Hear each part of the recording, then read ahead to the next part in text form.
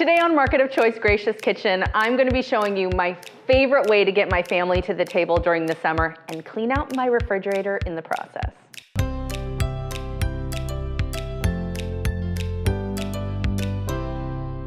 Today I'm with my daughter Elle, and we are going to show you how to make one of our favorite dinner boards. And I actually grew up eating this way with my grandmother. Every Wednesday I would go to her house and we would swim, and after we would swim, she would basically clean out the refrigerator and just put it all on the table and we would have dinner. So this is kind of that same idea.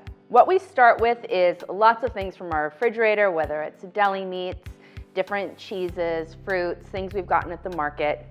We basically just arrange it all on a board. And what I do is I just categorize and pile them all together. The beautiful thing about these boards is that the more bountiful and full they look, the more beautiful they are. So we have been making these for our family for a really long time. So Elle, what are some of your favorite things about these boards? Some of my favorite things is this Port Salut cheese. This was one of the first fancier dessert cheeses that I ever started trying. And also this Kelly's jelly. We put it with cream cheese and you can eat it with crackers, and it's very delicious.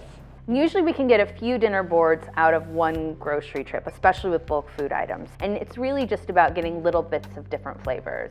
One of my favorite things from Market of Choice is their ends and bits. And these are the ends of cheeses, and they're little bits of flavor that make a great addition to our board. You just pay a couple of dollars for each flavor, and you get a wide variety of different cheeses. The thing that I actually love about these boards, just because connection is really important to me, is that these boards start the connection and communication process even before we get to the table, because we actually create these together. That's really pretty.